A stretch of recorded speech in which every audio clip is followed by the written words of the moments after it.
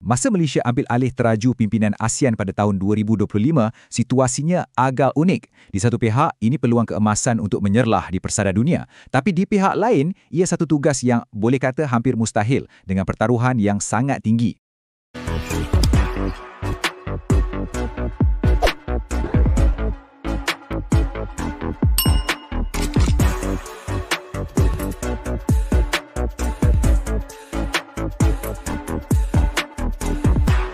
Cuba bayangkan, anda nak ajak 10 orang kawan keluar makan. Nak setuju makan kat mana pun susah kan? Sekarang bayangkan kawan-kawan tu sebenarnya negara. Dan perbincangan tu bukan pasal nak makan apa, tapi pasal geopolitik dan ekonomi yang nilainya trilion dolar.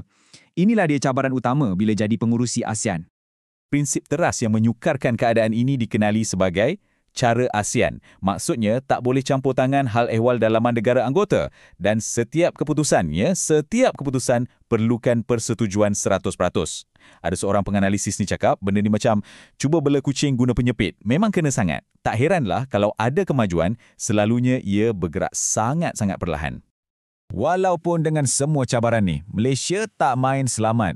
Sebaliknya, tema yang dipilih tu sangat bercita-cita tinggi.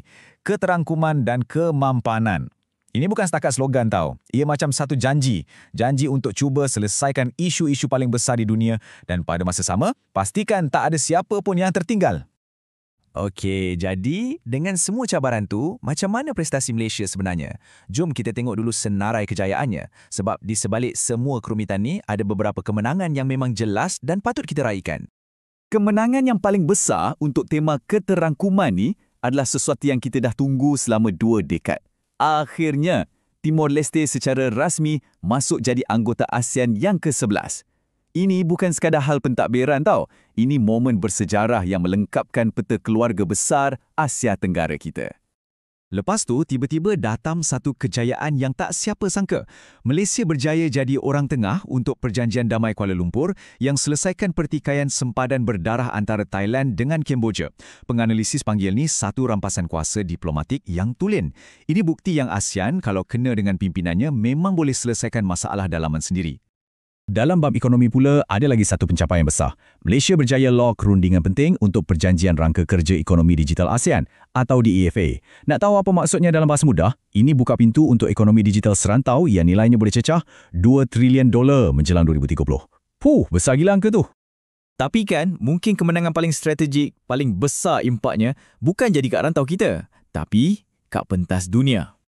Malaysia berjaya dapatkan status pemerhati G20 untuk ASEAN. Kenapa ini penting? Sebab ini pencapaian strategik. Buat pertama kalinya, ASEAN dapat kerusi tak langsung di meja rundingan ekonomi paling berpengaruh di dunia. Ramai nampak ni sebagai satu pengiktirafan terhadap cara diplomasi Malaysia yang berkawan dengan semua orang, Timur dan Barat. Ini satu anjakan besar dari sekadar jadi penerima peraturan global kepada menjadi sebahagian daripada pembentuk peraturan tu. Okey, senarai kemenangan tadi memang nampak hebat. Tapi, di sebalik semua tu ada realiti yang lebih suram. Masalah-masalah lama yang diwarisi, yang degil, yang macam tak bergerak seinci pun. Tak kira siapa yang jadi pengurusi. Isu nombor 1, perang saudara kat Myanmar. Rangka kerja ASEAN yang kita panggil konsensus 5 perkara tu, boleh kata masih beku.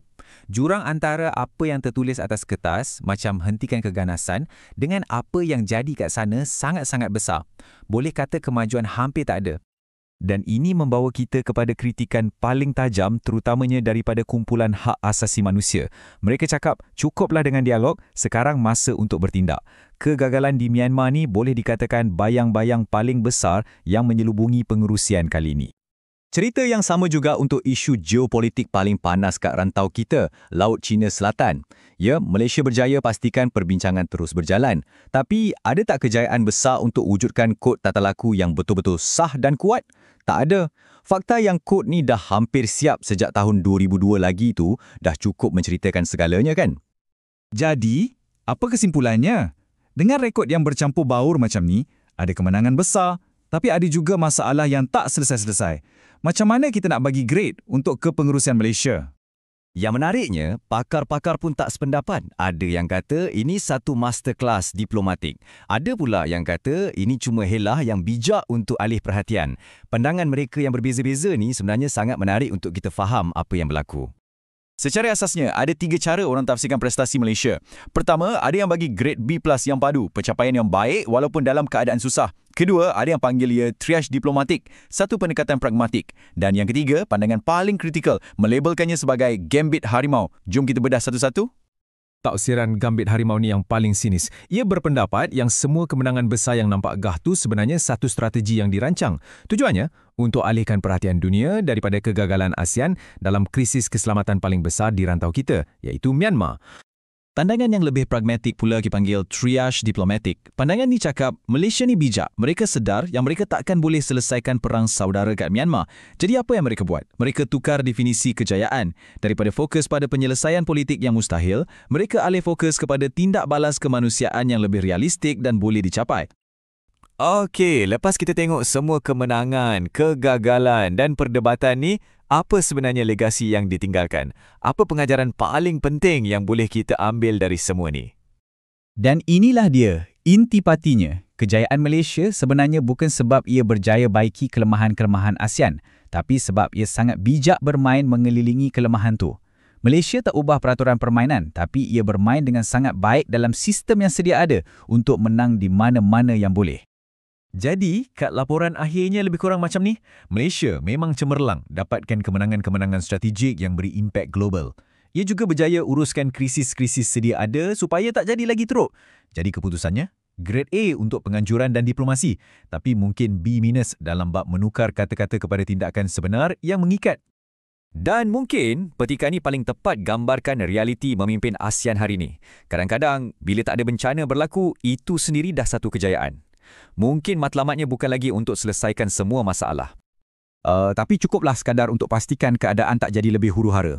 Dalam dunia yang kucar-kacir hari ni, mungkin kalau dapat jaga keharmonian serantau pun dah dikira satu kemenangan besar.